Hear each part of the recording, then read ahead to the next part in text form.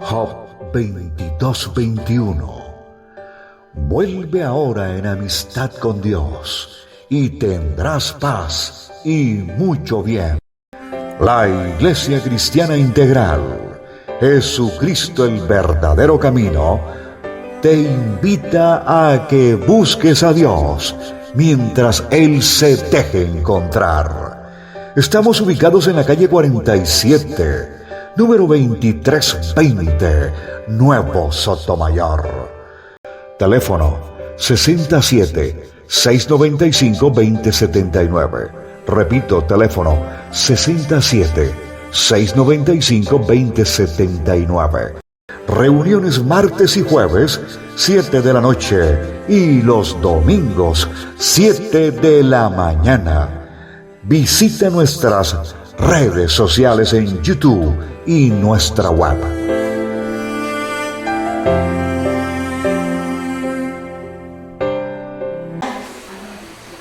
Sentados, invitados a la mesa del Señor para poder entender todas estas cosas que nos regala el Señor, que nos enseña el Señor, y por eso es importante que conozcamos todos los días el significado de cada parte de lo que está en la Escritura. Como hoy en día nosotros venimos como desde septiembre, estamos trabajando sobre la simbología de la cebada. Y lo que hoy vamos a aprender, la verdad que es extraordinario. Todos los días pues estamos aprendiendo, como decía Amparito, los devocionales, de pronto las enseñanzas, la lectura que nosotros tenemos diaria en la Escritura. Ya les hice llegar a ustedes el devocional para el año entrante. Ya el viernes creo que fue el que le escribí a la Sociedad Bíblica, me dijo, pues no se lo doy en físico porque todavía no han llegado, pero se lo mando en PDF. Entonces le dije, mándelo como sea, porque aquí toca estar listos, porque después uno se enreda en tantas cosas y se le olvida, digamos, como y si ustedes lo han mirado, ahora viene muy diferente, viene más que todo como lectura, viene más que todo es como leer Hechos de los Apóstoles y de ahí en adelante lo que nos quieran enseñar.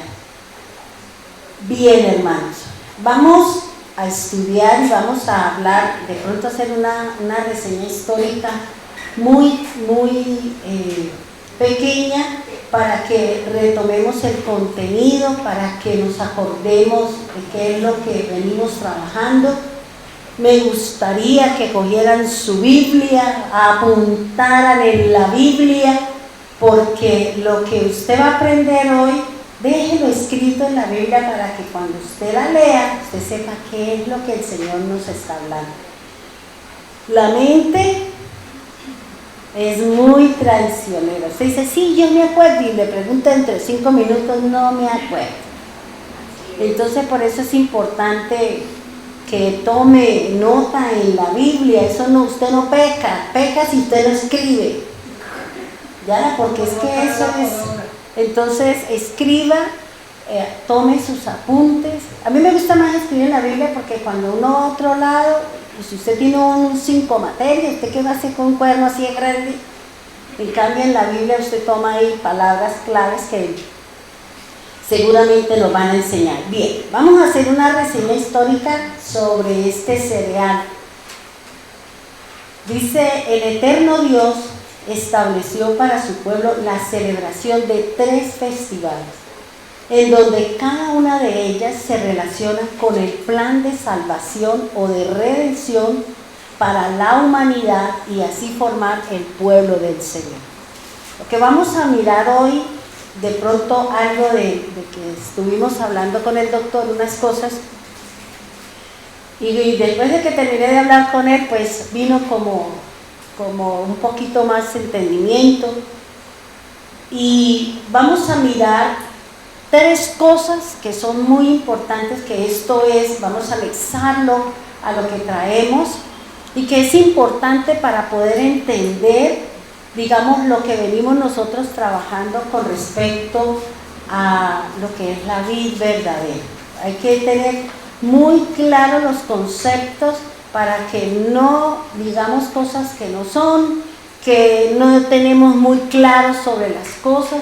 Y aquí la misma escritura es su propio intérprete, es quien me aclara las dudas y es quien me da esa confianza en el significado de la misma palabra del Señor. Hay 3 elementos o hay unos recursos o una parte de la naturaleza que son importantes para el pueblo de Israel, especialmente porque cada uno de ellos representa un festival, una celebración de una de las fiestas del Señor. No son de los judíos, es del pueblo de Dios, es del Señor. Y todo aquel que entra viene a participar de la celebración de cada una de estas celebridades o cada una de estas celebraciones que tienen que ver con el plan de redención. El primero que nosotros venimos hablando es sobre la cebada. Y habíamos hablado que la cebada representa 3 festividades. La cebada representa 3 celebraciones como las 3 primeras fiestas. La Pascua, que tiene que ver con el sacrificio, que tiene que ver con el cordero. Los panes sin levadura, que tiene que ver con la cebada. Y las primicias. Eso es lo que representa la cebada. Ahora, hay otro elemento, hay otro producto o hay otro cereal que nos enseña la Biblia, que es el trigo. Fíjese que la cebada tiene que ver con la festividad entre marzo y abril, es lo que nosotros llamamos la Pascua. El segundo cereal que es importante para el Señor es el trigo. Y el trigo tiene que ver con el Pentecostés, tiene que ver con la fiesta de las 7 semanas, porque en junio es donde se recoge esta cosecha. Entonces, por eso es importante, fíjese que en eso solamente es una celebración, es una festividad, que es lo que la Escritura llama la fiesta de las 7 semanas, y que en el Nuevo Testamento se llama el Pentecostés. Y ahora viene aquí, o sea, ya se celebraron las 2 primeras, que el que entra al camino del Señor, el que entra a creer en el Señor, entra a participar de esa obra del Señor, entra a participar de esos recursos que tiene que ver con mi salvación, que tiene que ver con mi redención. Por eso es importante que nosotros hagamos memoria, que nos acordemos, que le enseñemos a aquel que quiere seguir en el camino del Señor a que haga, que acepte este tipo de cosas. ¿Por qué? Porque tiene que ver, vuelvo y le repito, con el plan de salvación. Miremos el tercero, que es un fruto, y esto tiene que ver con la vid. Esta festividad se da en los meses de octubre, entre septiembre y octubre, que es lo que se llama la fiesta de los frutos, la recolección, el Sukkot, los tabernáculos, la enramada. Pero esta festividad, que es la fiesta de los frutos, que es la fiesta del Sukkot, o que es la fiesta de los tabernáculos, está formada por 3. Primero la expiación, el sonido de trompetas, y luego la festividad de los frutos. Entonces, fíjense que, ¿cuál es la que hace falta? La vid. Y esta festividad es la que se va a celebrar en el día postrero, porque es la recolección del fruto desde cuando el Señor vino, hizo su obra, celebró la fiesta del Pentecostés, cuando vino el Espíritu de Dios, y luego en la humanidad. esta festividad es la que tiene que ver con la vid, es la que tiene que ver con el viñedo, es la que tiene que ver con la uva. Y nosotros somos del resucitado, somos del primogénito. Y ahora le explico todas estas cosas para que usted entienda lo que el Señor nos está hablando en la palabra. Esta festividad es la que dice el Señor en Zacarías, si no estoy mal, que todas las naciones de la tierra tienen que subir a Jerusalén a la celebración, porque esta fiesta es de las naciones, es la fiesta del fruto, que cada uno de nosotros le vamos a decir al Señor: ¿qué tanto fruto tengo yo? ¿Qué tanto fruto yo di en el transcurso del Señor, del descenso del Espíritu Santo en el Pentecostés, hasta el día en que el Señor venga a celebrar esta festividad? Por eso por allá en Juan, si no estoy mal, el Señor le invitaron a la celebración de esta fiesta. Y Él dice: no, yo no subo porque no es mi tiempo, porque no era la celebración en ese momento. Pero dice la Escritura que Él subió escondido. Él no hizo como la Pascua, o no hizo el descenso del Espíritu Santo, sino que ahora Él vino, pero escondido, oculto, porque hasta cuando Él no venga con las naciones y con todo, no se celebrará esto. Pero nos corresponde a nosotros hacer memoria, porque esta fiesta todavía es sombra del que ha de venir. Y la sombra de nosotros es Cristo. La sombra del Padre es el Hijo. Y si el Hijo está en nosotros, nosotros somos imagen, somos su proyección, somos su sombra. Y para ello el Señor viene trabajando en la presencia del Espíritu Santo con nosotros, para que nosotros demos el fruto. Ese fruto carnoso, como nos enseñó en un ayuno Glorita, carnoso, agradable, que sea bueno para la vista y bueno para comer, según lo que nos enseña la Escritura. Entonces fíjense que por eso el Señor habla de la vid, y Él ya se celebraron las dos primeras festividades, que tiene que ver con la cebada y tiene que ver con el trigo. Nos aproximamos, pero después de que ya el Rocío nos enseñó todo ese proceso, cuando venga el Señor es la celebración de esta última fiesta, que es donde el Señor va a decir: necesito ver su fruto, necesito saber si usted realmente le permitió al Espíritu de Dios que hiciera el cambio, le permitió al Espíritu de Dios hacer la transformación. Recuerden, esta palabra reino, muchos de nosotros nos imaginamos un montón de cosas, pero la Biblia me enseña que la palabra reino tiene que ver con los cambios que yo tengo dentro de mí. Porque en el hebreo, la palabra reino, cuando usted va al griego, el griego me manda al hebreo, y el hebreo dice lo que está dentro de sí. Entonces, el reino de Dios, por eso el Señor dice que el reino de Dios ya está en mí, que el reino del Señor está escondido en mí, y que yo tengo que buscarlo, tengo que dejar que la palabra de Dios haga una obra dentro de mí, para que yo pueda encontrar el reino, para que yo pueda tener cambios. Si usted es una persona que todavía se irrita porque la miran, si todavía se irrita porque nos dicen cosas, nos corrigen, el reino no está en usted. ¿Por qué? Porque el cambio es lo que dice la Escritura que representa el reino. Por eso el Señor dice: el reino ya está en usted, búsquelo. Por eso lo dice Colosenses 3:3. El reino del Señor está escondido, y a mí me corresponde revelarlo, a mí me corresponde sacarlo en la medida en que yo voy leyendo la Escritura, en la medida en que yo pongo por obra la palabra, el reino va saliendo de mí.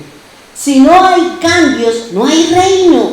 La palabra de Dios no está en nosotros. La palabra de Dios, usted no le ha permitido que haga su cambio, que haga la transformación. Y por eso analice, piense, hermano, porque el reino del Señor está dentro de mí. Y eso lo va a dar la misma palabra del Señor. Ahora, decir que estamos llenos del Espíritu Santo. Usted dice, lléname, Señor, de su Espíritu. Pero nosotros tenemos la idea que ser llenos es coger un vaso o una jarra y llenar una vasija. Y eso no funciona así. En el plano del Señor no es así. Las cosas no funcionan así. Cuando uno no lee la Escritura, cuando no indagamos, cuando no estudiamos, creemos lo que dicen los de afuera, creemos lo que dice Pepito, porque como tiene 20 títulos, como tiene una congregación de no sé cuánto, entonces vemos lo externo, pero no lo que realmente representa la palabra del Señor. ¿Ya? Entonces, fíjese lo que me está diciendo a mí el Señor en la Escritura. La palabra de Dios dice que la vid representa la fiesta de los frutos, o la recolección o el Sucot. Los tabernáculos, las enramadas. Ahora, es importante conocer esto, hermano. Isaías, yo tuve la oportunidad durante esta semana de oír el profeta Oseas, porque el profeta Oseas es el que habla de la redención de Israel, es el que habla de todo el proceso de los redimidos, del pueblo del Señor. Y cuando yo tuve la oportunidad, he tenido la oportunidad de escucharlo como 15 veces, y cada vez son 48 minutos. Me acuesto, termino de hacer las cosas y me pongo a escuchar, y si no tengo sueño, vuelvo y escucho, para poder tener claridad sobre el mensaje que nos está dando el Señor, sobre la palabra que Dios nos está enseñando con respecto a la vid verdadera. Les explico. Cuando usted lean en la Biblia la palabra viñedo, el viñedo es Israel. Israel es el viñedo. Es el viñedo del Señor. Judá, dice Oseas, dice Isaías, que Judá es la vid, y la vid es la uva, el jugo. Por eso dice el Señor que Judá es nuestro Salvador. Judá, que representa al Mesías, que representa al Señor. Ellos son, o el Señor, es el que nos va a dar a nosotros la redención. Por eso, hablar de vid verdadera es hablar del Mesías, es hablar del Señor, es hablar de nuestro Redentor. Entonces, hablar de viñedo es hablar de Israel. Hablar de Judá es hablar de lo extracto, porque el Señor dice, Judá es agradable a mí y es el fruto de mi huerto. Entonces es importante que nosotros, por eso el Señor dice que Judá es la vid. Y si yo vengo a beber de la vid, yo entro a formar parte del proceso del resucitado. ¿Sí me hago entender hasta ahí? Ahora, fíjese esto, hermano. Hablar de viñedo, vuelvo y le digo, es hablar del pueblo de Israel. Hablar de la vid es hablar de Judá. Judá o Israel, hablar de Israel, también vamos a meter a Judá. Ellos tenían una tarea. ¿Cuál era la tarea que tenía el pueblo de Israel? Completico, sin las divisiones. La tarea, dice la Escritura, que tenía Israel es ser luz para nosotros. Luz para nosotros. Ellos tenían la luz. Ellos tenían una tarea de enseñarnos a nosotros quién era ese Dios de ellos. El Dios de los milagros, el Dios de las sanidades, el Dios de la prosperidad, el Dios de todo lo que usted quiera. Ellos tenían esa tarea. Pero ¿cuál es el problema? El problema que tiene el pueblo del Señor, y lo dice la Escritura, es que la gente quiere prosperidad, quiere riqueza, quiere dinero. Y dice el Señor que cuando una persona solo pide plata, solo pide dinero, su corazón se va a perder. Su corazón no está alineado con el Señor, lo dice Isaías. Por eso dice, quieren dinero, quieren prosperidad, y producto de lo que yo les di, porque el Señor les dio prosperidad, el Señor les dio una tierra que fluía lo que quisiera. Pero esa situación, esa prosperidad, esa riqueza que quiere el hombre, es el factor de que se vayan a otros dioses. Es el factor para que ya no quieran seguir al Señor porque tengo dinero. Porque eso es lo único que a mí me interesa, plata, plata, plata, plata. A mí no me interesa el Señor. Yo no estoy detrás de mi redención. Yo solo quiero plata para gastar. Yo solo quiero plata para comer. Yo solo quiero plata para viajar. Yo solo quiero plata para el mundo. Pero no quiero la riqueza que el Señor me está ofreciendo acá, que es en Jesús. ¿Sí me hago entender? Bien. Entonces fíjese lo que dice Isaías 5:7. Dice la nación de Israel es la viña del Señor de los ejércitos celestiales, y el pueblo de Judá es su agradable huerto o fruto. Entonces aquí la misma Escritura parta de ese principio, hermano. Nosotros, cuando entramos a conocer del Señor, ya nosotros venimos a caminar dentro de los parámetros del Señor. Ahora, quiero que me entienda esto.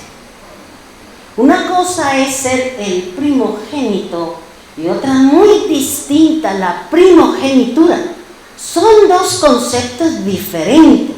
Y si nosotros no lo tenemos claro, y si nosotros no sabemos qué representa, pues estamos nosotros cerrados y equivocados en muchas cosas.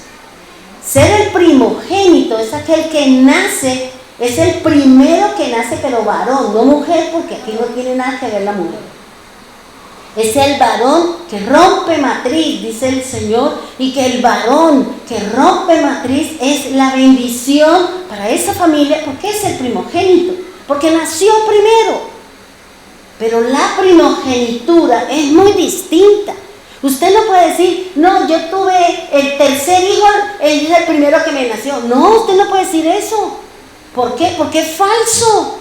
Que usted lo quiera poner en primer lugar porque tiene un especial cuidado o unos ojos encantados por esa persona es diferente.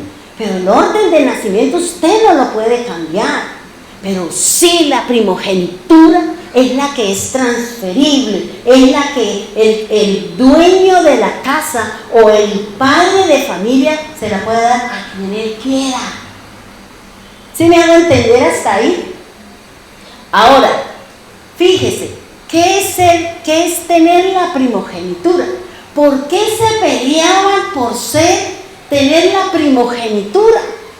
Porque es que ser el primogénito o tener la primogenitura indica que ese varón tenía una tarea: representar a la nación, representar a su familia, pelear por su familia, proteger a su familia, cuidar de su familia. Eso es lo que hace el primogénito, y si tiene la primogenitura, tiene las dos cosas al mismo tiempo. Por eso por eso el Señor, ¿qué le dijo a Rubén?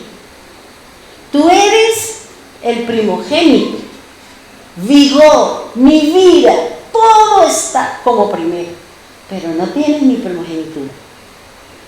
¿Por qué? Porque él, en un descuido o en un desorden, vino y se acostó con una de sus esposas.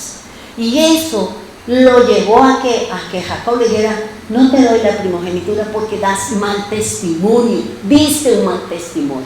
Y para ser cabeza espiritual, para ser líder de una familia, para ser líder de una nación, para ser líder de una iglesia, se necesita el testimonio que nosotros estamos dando.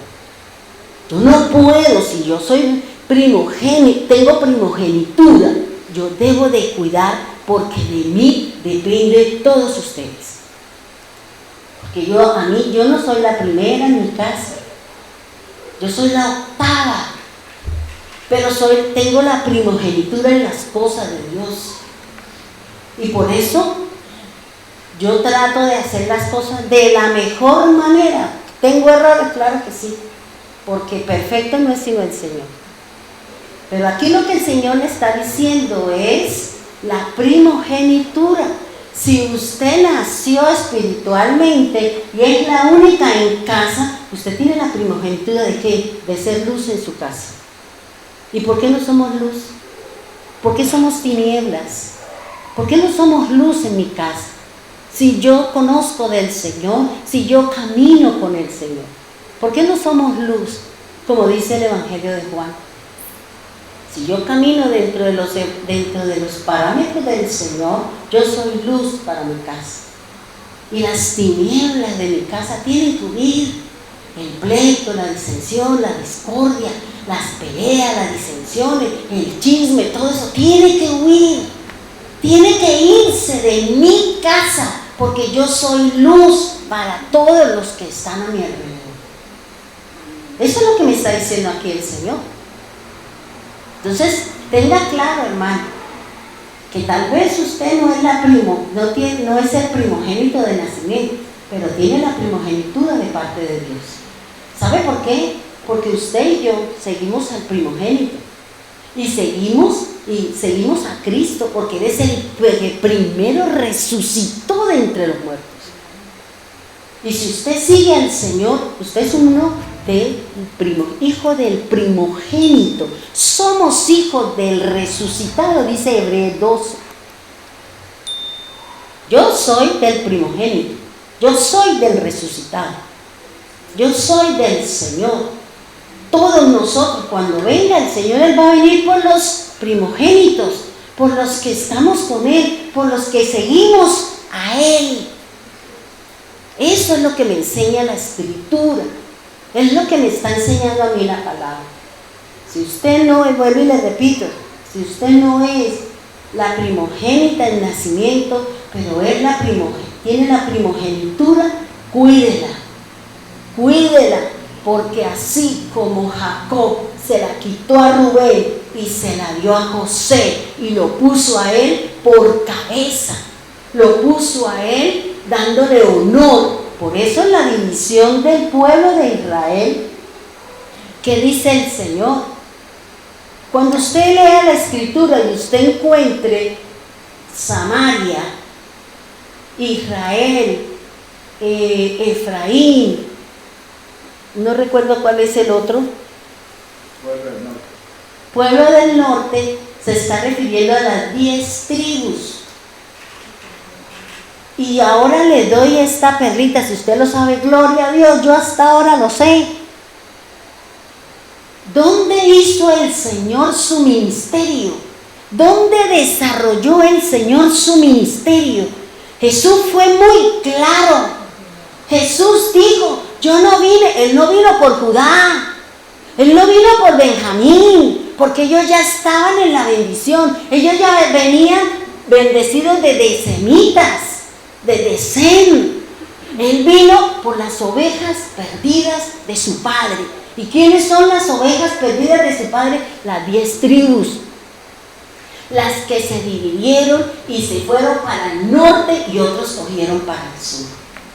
Por eso cuando yo decía, Señor, y mira, hasta me bajé un mapita para poder saber, pero la obra del Señor la hizo en el reino del norte, porque Él venía por ellos. Si usted mira Capernaum, Magdala, el primer milagro del Señor lo hizo en Canaán, no lo hizo en Jerusalén. Luego a Él le interesaba ahora que ir a buscar las ovejas perdidas de su padre, que son las 10 tribus que se dividieron en los tiempos de Salomón. ¿Sí me hago entender? Por eso cuando yo decía, bueno, Señor, aquí usted habla de Jerusalén, de Emaús, muy poco el Señor pasó en Jerusalén, muy poco el Señor pasó en el reino del sur, que tiene que ver con Judá. El ministerio del Señor arriba en Galilea. Y si usted va, dice que Betsaida estaba pasando el lago de Genesaret o el mar de Galilea. El otro era Genesaret o Betsaida, eran pasando. Por eso el Señor dice, pasemos al otro lado. ¿Para dónde iba? Para Betsaida. ¿Para dónde iba? Para Capernaum. Porque ese era el ministerio, esa era la tarea que el Señor vino. Entonces, cuando uno empieza a analizar, uno dice, uy, Señor, yo esto sí, yo siempre había querido, pero yo decía, ay, para meterme con la geografía. Si a duras penas conocemos aquí nuestras regiones, ¿cómo será para meterme con Israel? Pero no, eso es fácil. Solo es prestar atención y saber dónde está el oriente, dónde está el occidente, dónde está el norte, dónde está el sur. De resto, va y venga. ¿Sí me debo entender? Que el Señor Jesús vino ¿a qué? A traer la salvación por los que estaban perdidos. Ahora, ¿qué es lo otro? Que todo eso lo he aprendido. Cuando yo no predico, yo lo uso para leer, para escudriñar. Cuando yo no predico los martes, sino que los hermanos que quieren enseñarnos, yo ese tiempo que no estoy afanada por esto ni por lo digo, voy a estudiar tal cosa. ¿Qué quiere decir esto, Señor? Porque en nosotros debe haber muchas preguntas con respecto a la palabra. En nosotros debe haber muchos interrogantes. Escriban ahí para que usted sepa. Noé, para que usted sepa ¿qué es lo que vino a hacer Jesús? En Noé, escríbanlo en la mitad y hágale 3 rayitas. Está Sem, está Cam y está Jafet. Si quiere, escríbalo de derecha a izquierda, porque nosotros sabemos que el hebreo se lee de derecha a izquierda. Está Cam, está Sem, está Jafet y está Cam. Son los 3 hijos de Noé. La Biblia, escúcheme esto, hermano. No se vaya y no crea en todos aquellos que dicen no sé qué. No, la Biblia es muy clara con las cosas del Señor. Yo no me puedo salir de lo que dice la Escritura porque estaría siendo hereje con las cosas de Dios. La Biblia me dice que la tierra se llenó de 3 parejas. Sem, Jafet y Cam. No hay más. Eso no diga que Pepito, que el extranjero, que el no sé qué. No. Coja la escritura y céntrese en lo que dice la palabra de Dios y va. Si usted escucha algo que no es así, páselo por alto, pase el Wikipaper, seleccione y borre, porque no le sirve esa enseñanza. Ahora, la tierra, vuelvo y le repito, si no estoy mal, creo que es en Génesis 5. Fue llena de estos 3 hijos, de Sem, que es el primogénito y es el que le dieron la primogenitura. Las 2 cosas las tenía Sem. Cuando Noé bendijo a sus hijos después del caos que tuvo con Cam, él le dio la primogenitura a Sem. Por eso le dijo Sem, el primogénito.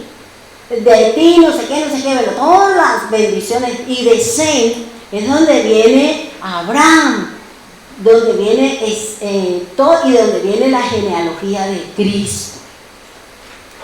Jafet y Cam son otros hijos, pero que ellos están debajo del que está como cabeza, que era Sem. ¿Sí me hago entender? Ahora, los hijos de Sem es donde vienen las 12 tribus de Israel. De Jafet y de Cam, esa combinación, esos 2, es lo que el Señor llama los gentiles. Una cosa es el pueblo del Señor que está basado en ¿dónde? En Sem. Y otra cosa es Cam y Jafet. Cam, nosotros sabemos que la Biblia me habla del problema de los cananeos, que son las desviaciones sexuales, que son las aberraciones sexuales. Todas estas personas que tienen estos procesos con su carne en cuanto al sexo, tienen una incidencia con Cam, tienen una incidencia con los cananeos, porque los cananeos son los que tienen los desórdenes sexuales, son los que tienen los problemas de la carne. Y por eso el Señor habla que no haga parentela con los cananeos, porque si usted se introduce o usted sabe que una persona tiene problemas sexuales y usted establece una relación con esa persona, usted va a terminar practicando el sexo fuera del matrimonio. Usted va a estar haciendo cosas que la Escritura me dice que no, porque no estoy dentro de los parámetros del Señor. Y ese es el problema. Si nosotros no sabemos y no entendemos, ahí viene la situación. ¿Para qué? No sabemos si soy o no soy y qué es lo que vi. No, ya está establecido. El problema es que nos toca saber cuál es la genealogía, nos toca saber cuál es el lineamiento que nosotros tenemos. Ahora, Cam, Abraham, un semita. Mire, a veces el pueblo de Dios hace yugos desiguales y esos yugos desiguales son un problema para la nación, un problema para la persona y un problema para Dios. ¿Por qué? Porque mire, Abraham, haciéndole caso a su mujer, le entregó una egipcia. ¿Y quién era la egipcia? Agar. ¿Y de dónde era Agar? De Egipto, que es lo que se llama en la antigüedad Misraim. Desde ahí ya viene el complique, desde ahí ya el Señor dijo, yo no quiero que usted se me una con un maldito, porque Cam había tenido la maldición de Noé. Ya venía con esa declinación, ya venía con esa situación de ¿qué? De problemas emocionales, problemas carnales, problemas de enemistad con Dios, porque ellos son enemigos de Dios, no son los idólatras. No son idólatras, por eso el Señor dice, no quiero que usted me haga vínculo con uno que no cree en mí, con uno que la lleva a practicar lo que no es, con uno que no la fortalece en la fe. No quiero, porque es que ese se la va a ganar a usted. ¿Por qué? Porque va a utilizar el sentimiento, va a utilizar el afecto que seguramente se tiene y usted va a terminar allá detrás de esa egipcia, de esa cananea, de esa hebea, de esa etea, que son los enemigos de Dios. Entonces fíjense que Cam, dice Cam, de Cam viene Abraham, hizo un vínculo con Agar. Ahora Esaú, mire, a veces los hijos, por rencor, por amargura, por resentimiento, por lo que sea, toman decisiones creyendo que me van a afectar a mí y se están afectando ellos. Ellos son los únicos perjudicados. Claro, uno va metido ahí en el baile porque es el papá, es la familia. Y fíjese que dice que Esaú, cuando escuchó que Rebeca le había dicho a Isaac, dele la bendición y que se vaya, no quiero que él haga pareja con las cananeas. Y cuando Esaú escuchó, dijo, mi papá no quiere, no están de acuerdo, ahora yo voy a hacer lo contrario que me está diciendo mi papá. Esos son los hijos de hoy en día. Esos somos nosotros los hijos de Dios. Dios me dice, no haga esto, y yo lo sigo haciendo. El Señor me dice, no haga eso, no hable así, no se comporte así, y yo lo sigo haciendo. ¿Por qué? Porque la luz del Evangelio, porque el reino del Señor no está en mí. Los cambios, vuelvo y le digo, las transformaciones, las situaciones son producto de que yo pongo por obra lo que dice la Escritura. Y por eso Esaú, nada más y nada menos, se casó con cananeas, con eteas, con heveas, con egipcias y con ismaelitas. Acabó con la familia. Fíjense cómo ya vino toda esa combinación entre ellos. Y cuando usted hace esas combinaciones, nosotros perdemos la identidad, perdemos el único Dios, perdemos lo que realmente vale para Dios y yo me pongo a hacer lo que el mundo me está haciendo o lo que esa persona me está llevando a practicar. Por eso el Señor dice, no, aquí no hay, si no quédese solo o sola. Y si no, pues espere, clámele al Señor que usted quiere un gatito, una gatica. Si quiere dolores de cabeza, si quiere aflicciones de carne, bueno, hágale. Dios dice, Dios no está en contra de eso, hermano. Dios no está en contra de las relaciones de pareja, al contrario, Él se goza, porque eso trae estabilidad para usted. Pero sepa hacer las cosas para Dios, para que después usted no tenga que llorar, porque se metió con una cananea, se metió con una hebrea, con una ismaelita, y ahora es el dolor de cabeza para usted. ¿Por qué? Porque usted quiere venir el otro, no, eso para allá no vaya, eso, el otro domingo, mejor vámonos para paseo, vámonos para cine, vámonos, y la otra corriendo se va porque, ¿y qué tal que me deje? Pues mejor. Yo sí, a mí, mejor que me deje, yo salgo y me voy con el Señor, y si Dios quiere, lo traerá, porque ¿qué dice el Señor? Dice el Señor que Él lo transformará y lo traerá si es mi pareja, si Dios me lo dio y se desvió del camino, yo sigo. No me interesa lo que pasa, no me interesa lo que haga. Dios lo traerá con el rabito entre las piernas y volverá a su casa, a su familia y a su hogar, pero cambiado y caminando en el Evangelio. Eso es así de sencillo, hermano. Lo que pasa es que nosotros somos demasiado emocionales y cuando nos brinca la carne, no hay. Si usted no le pide al Señor que le controle esa parte, no hay tutía. Seguiremos ahí caminando al son de lo que me dice el hombre, el cananeo, el hebeo, el ismaelita y todo lo que el mundo trae. Dice la Escritura. Ahora, fíjese que Agar, ¿por qué el Señor le dijo a Abraham que él era el padre de las naciones?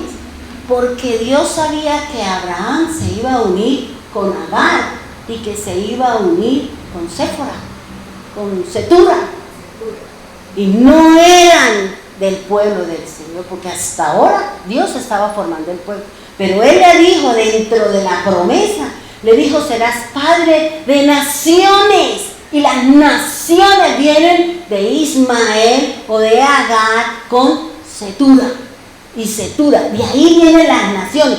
¿Por qué quiero que usted entienda esto? Porque cuando el Señor manda hacer la Pascua, el Señor es claro, muy claro, cuando el Señor habla acerca de la celebración de la Pascua. Él dice, hay 4 tipos de hombres o de seres que no pueden celebrar la Pascua. Y ahí habla el Señor, si usted va a Éxodo 12, 20 y pico, dice, no el extranjero, no el siervo, no el esclavo y no, por aquí tengo otro. Hay 4 tipos. Lo tengo aquí en la Biblia. Dice, al extranjero, el esclavo, los residentes temporales y los jornaleros. Esos no podían. Pero como Dios siempre está buscando que todos entren al arrepentimiento, que todos disfruten del Señor y su palabra, Él da la opción. ¿Cuál es la opción para que usted y yo podamos participar de la Pascua? Podamos hacernos al sacrificio de Cristo, porque la Pascua solo representa el Cordero. La Pascua representa el sacrificio de Jesús en nosotros. Y por eso el Señor está diciendo, ¿qué fue lo que le dijo el Señor? El Señor le dio una promesa a Abraham, que iba a ser de él una nación, que reyes iban a salir de él. Yo dije, reyes de Judá, porque de Judá vienen los reyes, de las naciones, bueno, aquí hay lo que dice aquí el Señor, reyes. Dijo, de usted va a salir. Y aquí lo que yo necesito es que antes de que se sucedieran todos los eventos, Ya Dios le ha dado a usted la salida. Ya nosotros conocemos la palabra de cómo corregir mis errores, de cómo tomar decisiones adecuadas y correctas, cómo no ponerme más chicharrones de aparte de los que yo tengo. Y por eso aquí el Señor le dice, mira, sea extranjero, sea esclavo, sea residente o sea un jornalero, si ellos que moran en ti, que moran en el pueblo del Señor, aquí usted puede decir, soy extranjero, soy jornalero, soy esclavo o soy un trabajador temporal. Porque la Escritura me habla qué significa esto en el plano espiritual, no tanto en lo natural. Pero el Señor le da la opción y usted puede decir, yo soy jornalero, porque el jornalero es aquel que trabaja por dinero, aquel que le dice, le voy a servir al Señor, pero si Dios me da, si Dios me paga, si Dios me abre esta puerta, entonces yo voy a culto, entonces yo le diezmo, ese es un jornalero que trabaja por plata, que trabaja por jornal. Y dice los residentes temporales son los que van de paso, vienen, ay, ayúdeme ahora que necesito un trabajo, necesito una bendición de Dios, Dios se la da y sale y se va. Eso es una persona que viene de paso, que vino aquí a beneficiarse de las cosas. Salió y se fue. No quiere estabilidad con las cosas de Dios. Y el siervo es aquel que tiene un amo, aquel que diga, Señor, aquí estoy a su servicio. No me interesa, Señor. Yo estoy aquí para servirle. Yo estoy aquí para seguir en el camino, Señor. Y dice el Señor, y el extranjero son, bueno, en otras partes se llama el extraño, siervo o extranjero. El extranjero es aquella persona, yo lo pensaba en los hermanos Martín y Verónica. Ellos son extranjeros, ellos están aquí, pero el que ellos estén aquí, la Biblia me dice que si yo llego a un país, yo tengo que asignarme las leyes de ese país. Tengo que respetar las autoridades de ese país. Tengo que caminar de acuerdo a lo que dice ese país. Tengo que hacerlo, ¿por qué? Porque yo soy de extranjero. Pero independiente de, el Señor le dice que al extranjero hay que cuidarlo, al extranjero hay que respetarlo, porque ellos no están en su tierra, porque ellos vinieron a buscar refugio, porque ellos vinieron a buscar unas situaciones, porque en la tierra donde ellos estaban no les proveía lo que seguramente en donde están ellos están obteniendo. Pero para ellos se necesita una serie de requisitos. Ellos tuvieron que sacar un permiso, ¿no es así, Martín? Un permiso para poder moverse aquí, y esa cédula es de migrante.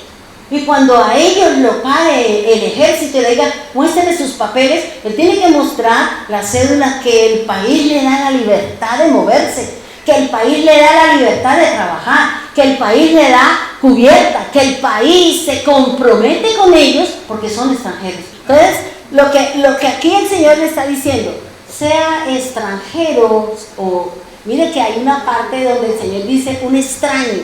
¿Quién es el extraño para el Señor? ¿Qué es lo que nos dice el Señor con respecto a Cam y con respecto a Jafet? Sus dioses. Los dioses de ellos son extraños, son de madera, son de hierro, no confiaban en nuestro Dios. Por eso el Señor dice, ellos son extraños para mí. ¿Por qué? Porque yo no soy su Dios, porque yo no soy su Dios y ellos no forman parte de mi pueblo. Luego, Él es un extraño. ¿Sí me van a entender? Que eso es importante, que usted conozca estos 4 tipos de personas que la misma palabra del Señor me da. ¿Para qué? Para la celebración de la Pascua.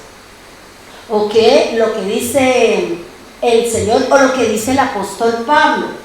Tengo que ir a Jerusalén a celebrar la fiesta de los panes sin levadura.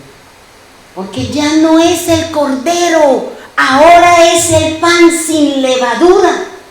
Ya no es el cordero, porque el Cordero ya fue sacrificado una vez. Ya no va a venir otra vez el Señor a entregar su vida por los rebeldes, por los desobedientes, por los que no quisieron abrazar el pacto del Señor, siendo Él el Cordero que quita el pecado del mundo. A nosotros, dice la Escritura, que debemos de celebrar en la fiesta de los panes sin levadura. Eso es lo que me dice la Escritura. Ahora, para que estos personajes que la Biblia me habla con respecto a la cebada, con respecto a las celebraciones del Señor, me está diciendo es que todos, y estoy hablando de varones, no de mujeres, porque entonces no tenemos nada que nos quiten, es el varón.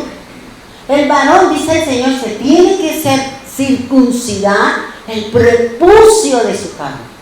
Tiene que circuncidarse. Tiene que quitarse la carne, tiene que circuncidar. Y la palabra circuncidar es cortar alrededor, o simplemente significa fruto dejado sin cosechar. Fíjense lo que me está diciendo a mí el Señor. El Señor me está diciendo que los hombres que quieran, el que quiera venir a celebrar en esa época la Pascua, ese varón tenía que ir al quirófano, tenía que ir a la circuncisión de su carne, del prepucio, del órgano reproductor del varón. Esa era la tarea. Ahora, ¿cómo nos sucede en nosotros? Antes aquí todos los machos, vaya, no, eso no tiene nada que ver, eso fue en la antigüedad. Ahora nos toca es mi corazón. Lo dice Deuteronomio.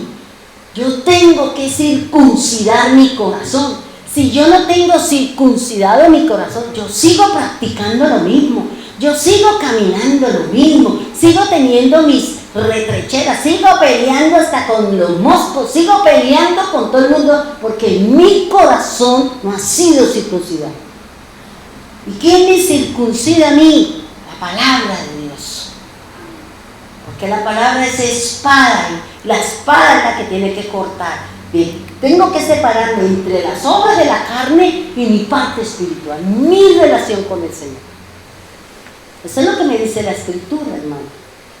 Eso es lo que me está diciendo a mí el Señor del proceso de la cebada, que es lo que vino a celebrar el Señor Jesús con respecto a la redención, porque la fiesta de la cebada, o la cebada en el hebreo significa redención. La cebada en el hebreo significa resurrección. La cebada en el hebreo significa primicia. La cebada, ¿qué significa también? Arrebatar, liberar, revivir, sin levaduras y primicias. Eso es lo que significa la palabra cebada en el pensamiento del Señor. Es lo que me está diciendo a mí el Señor. Ahora, le decía algo que lo dije al principio, pero que se me perdió el hilo, ahora ya me volvió. Fíjese algo. Yo les decía a ustedes que nosotros creemos que la llenura del Espíritu Santo, Señor, lléname, lléname, lléname, lléname. Pero ¿cómo la voy a llenar? Vuelvo y repito, no es que el Señor vaya a coger una jarra de agua y se la vaya a abrir un roto aquí y le vaya a echar el agua. No. La llenura del Espíritu Santo consiste en la palabra de Dios que usted conoce. En la palabra de Dios que usted tiene aquí, en su corazón. ¿Por qué? ¿Qué es la palabra? La vida. Pero, ¿qué me dice el Señor? Las palabras que yo hablo, ¿qué son? Luego, si usted conoce la Biblia, si usted lee la Escritura, si usted escudriña, usted es una persona llena del Espíritu Santo. Si usted no lee, no escudriña, por eso sus obras son de la carne, por eso nuestro caminar es diferente al que me dice la Escritura. Porque no leo la Escritura, porque no la analizo, porque no la practico. Sí, sí, conozco, me sé la Biblia al derecho y al revés, con versículos, con ventrículos y con todo lo que usted quiera. Pero no la pongo por obra. De nada le sirve. Usted no es llena del Espíritu Santo. Lo que me llena a mí es la palabra. Porque la palabra del Señor es espíritu. Es el espíritu de la profecía, dice el Señor. La palabra del Señor es el espíritu. Y si yo entre más leo la Biblia, entre más la escudriño, pues más llena estoy del Espíritu Santo. Por eso cuando viene la prueba, viene la situación, ¡pum! Salió la palabra, ¡pum! Salió la forma correcta, la acción correcta frente a una dificultad. Pero si yo no estoy leyendo la Escritura, no me estoy llenando, escuchando para discernir, para escuchar, mis acciones son del hombre, mis acciones son del mundo, no es una persona que se llena del Espíritu de Dios. ¿Sí me hago entender? Luego, ¿qué nos corresponde? Léala, si usted quiere ser llena del Espíritu Santo. No espere que el Señor venga con una vasija a llenarle a usted la cabeza o a llenarle su cuerpo de algo que así no funcionan las cosas. Es la lectura, hermano. Por eso los devocionales, por eso el que usted venga aquí a hacer una alabanza, el que sea invitado a dar una enseñanza. Para esa enseñanza, si usted va a la Escritura, si usted escudriña, si usted prepara, usted está siendo llena del Espíritu Santo. Eso aquí no, la gente dice, no, abre su boca que yo la lleno. Si usted no estudia, ¿de qué va a hablar? Sandeces. ¿De qué va a hablar? Carne, va a repartir carne. ¿Por qué? Porque usted no sabe lo que está hablando, porque usted no se preparó, no estudió, y el Señor no juega la pirinola con nosotros. ¿Sí me hago entender? Entonces fíjense lo que me está diciendo el Señor. Para que celebraran la Pascua, para que una persona celebre la Pascua en la medida en que la persona va conociendo la palabra, va cambiando lo de la tierra por lo del Espíritu. Voy cambiando mis acciones, voy cambiando mis reacciones.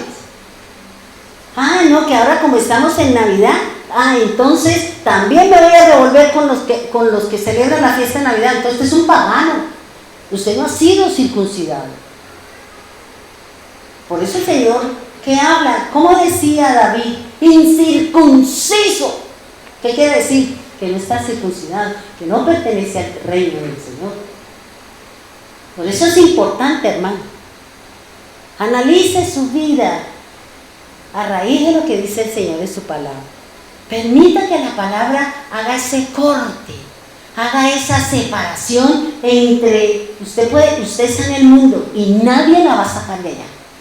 Porque el Señor dice, ustedes están allá, es que ustedes son luz para ellos. Entonces, ¿quién les alumbra? Si yo los saco a todos, ¿quién les va a alumbrar a ellos? No, usted es la que es la luz. Usted es la luz. Usted es la luz para su trabajo, para su casa, su familia o el que está a su alrededor. Por eso analícese, hermano. Cuestiónese si realmente su corazón ha sido circuncidado por la palabra de Dios. Si realmente le gustan las cosas de Dios. Ay, qué jartera. Ya mandaron un devocional. Ay, qué jartera. ¿Será que no tienen oficio? ¿Y usted qué está haciendo? Seguro que no está haciendo nada bueno tampoco. Porque es que Dios está preocupado por usted. Dios está preocupado porque cuando venga el Señor no la encuentre fuera y le diga, no te conozco.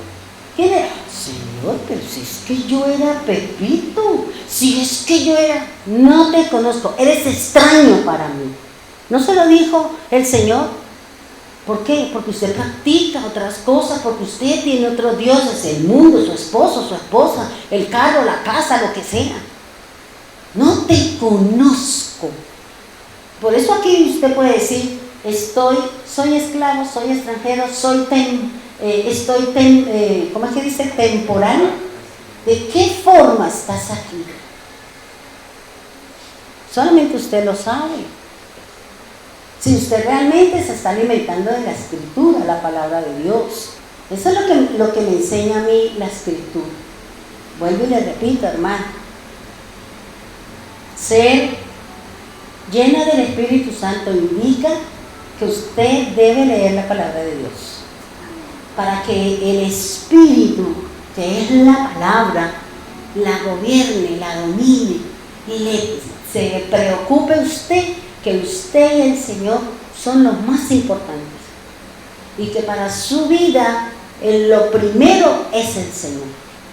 En todos los campos y en todos los sentidos, hermano. Es el Señor. Pero esa prioridad, porque es que nosotros a veces nos paramos más bolas y nos levantamos a barrer, a trapear, a cocinar, a montar la olla y ¿qué hacemos de chocolate o café o quiere huevo, quiere... Y lo más tenaz es que en una casa parece un restaurante. Yo quiero así, yo en mi casa hago todo. Esto es lo que hay. Yo a nadie le doy lo que quiere, lo que yo haga. Yo quiero que los huevos me los haga con cebolla y tomate. No, a mí que me lo haga frito entero. No. ¿Y qué hace una señora? Eso vaya a un restaurante y pague. Pero la casa no. En la casa es lo que usted haga. O si no, se la llevó el que la trajo. Y nosotros es que el niño, ¿y qué tal que el niño se la? Pues que se vaya una carga menos. Esto es, digamos, son como las bases para que usted pueda entender digamos, como el entrar en el camino del Señor. Debe tener una base para que usted pueda entender su vida espiritual.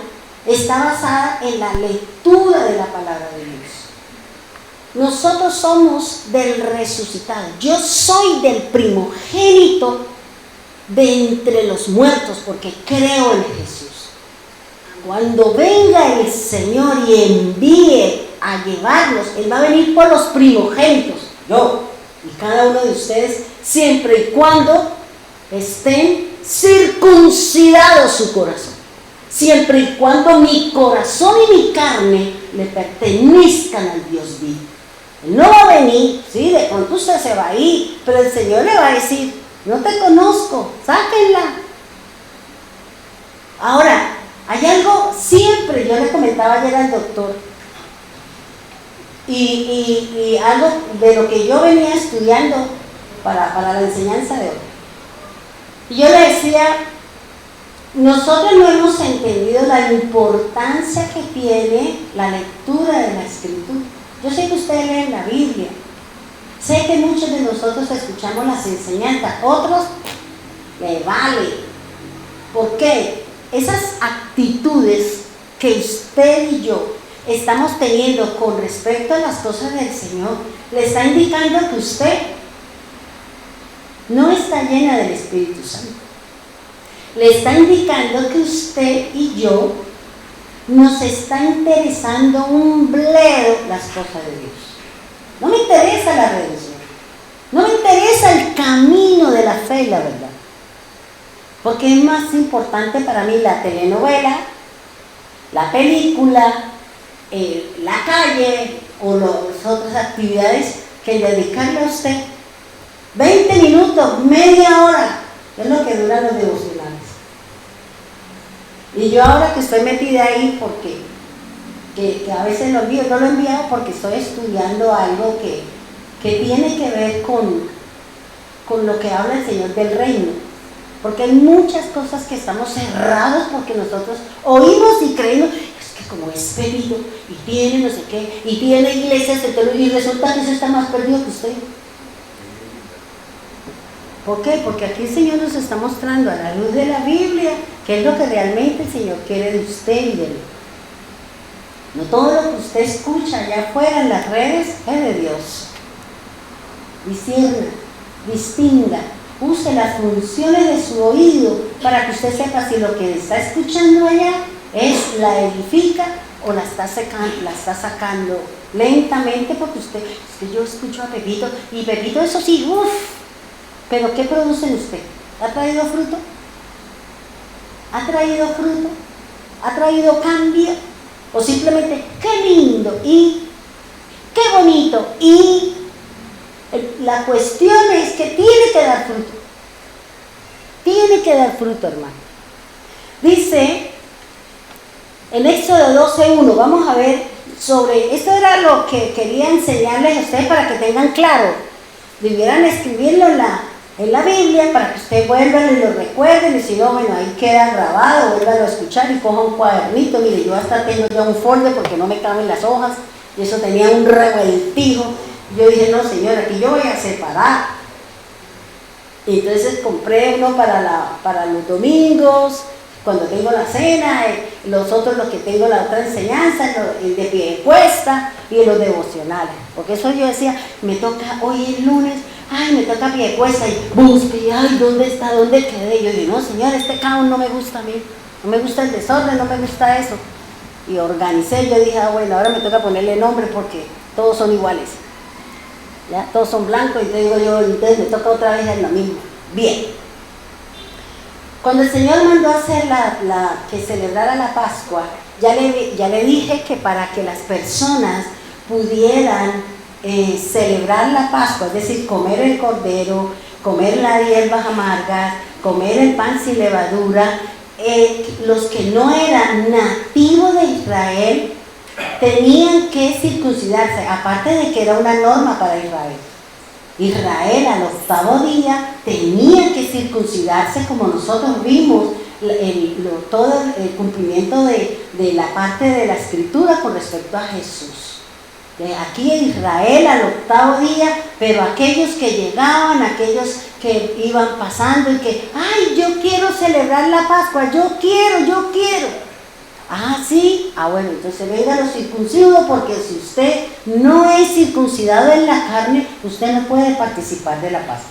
Hoy en día nosotros, vuelvo y repito, lo que circuncidamos es el corazón, hacer esos cortes, hacer esos cambios. ¿Para qué? Para que nosotros seamos llamados circuncisos y no incircuncisos, como lo dice la Escritura. Cuando el Señor manda hacer la celebración, dice, le voy a leer, Éxodo 12:1, dijo Adonai a Moisés y a Aarón en el país de Egipto: este mes será para vosotros el comienzo de los meses, será el primero de los meses del año. ¿Cuál era? Marzo, abril, ¿cierto? Ese era el inicio y el comienzo del nuevo año para el Señor. Nosotros, el mundo aquí está preparándose para la finalidad de este año, entonces la gente ya hace que la comida, eso es falso, porque nosotros, si usted es del Señor, usted no está llamado a participar de la fiesta pagana, porque nosotros sabemos que este mes es puro paganismo. Si usted está convertido al Señor, si usted está con el Señor, usted lo practica. Usted no hace lo que hace el mundo. ¿Por qué? Porque usted es circuncidado, porque usted le pertenece al Señor. Si usted practica, bueno, vaya, arrégleselas con el Señor.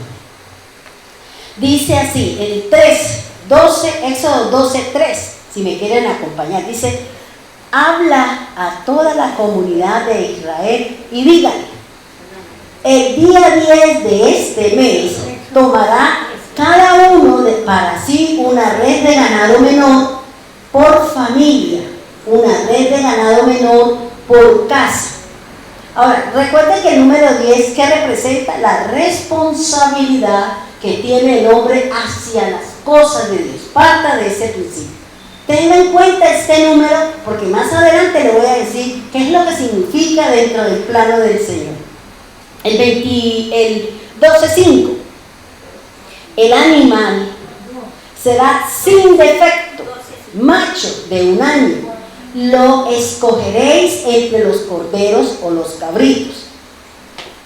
Dice el 6, lo guardaréis hasta el día 14 de este mes, y toda la asamblea de la comunidad de los israelitas lo inmolará entre las dos luces. Bueno, esto lo dice aquí la Kadosh. Entre las dos tardes, debe decir en el asunto. ¿Qué quiere decir el número 14? Fíjense que el Señor me está hablando de dos números, me está hablando del 10 y me está hablando del 14. ¿Qué es lo que pasa en esos 4 días? ¿Qué es lo que quiere decir el Señor cuando dice, mire, hoy 10, métase entre la vacada, entre los animales, entre los corderos y los cabros, y elija el que usted vea que está mejor y póngalo aparte? Y ese debe reunir unas condiciones, era que fuera perfecto, que no fuera ciego, que no fuera sordo, que no tuviera imperfección alguna. Ese que veía que estaba en las condiciones óptimas, ese animal era el que debía sacrificarse para el Señor. Lo mejor es para el Señor. Dice, el número 14, dice, y el día 14 era el día en que ya se había elegido, ya decía, bueno, vamos a elegir este. Y ese animalito, ese cordero, o ese cabrito, o esas palomas, o esos tórtolas, era lo que había elegido para hacer el sacrificio de ¿qué? De redención, de perdón de pecados, porque sin derramamiento de sangre no hay perdón de pecados. ¿Qué significa el número 14? Dice el número 14, recuerde que Israel se basa solo hasta el número 10. El número 11, 12 y todo, esos son la combinación de los primeros dígitos. O sea, Israel se mueve solo, la base para él es del 1 al 10. El 11 ya es 2 veces el 1, el 12 es 1 con el 2, eso ya no funciona dentro del camino del Señor, pero eso tiene unos significados. Entonces, el número 14 está formado por el 1 que representa ¿a quién? Al Padre, ¿cierto? El 1 representa al Padre, representa la cabeza, representa al Señor, representa el inicio, representa el comienzo. Y el 4 representa la creación de Dios. Es decir, que cuando unimos el 1 con el 4, me da el 14. Y el 14 en la Biblia significa reparar, significa purificar y significa restaurar. Por eso vayan pensando, vayan analizando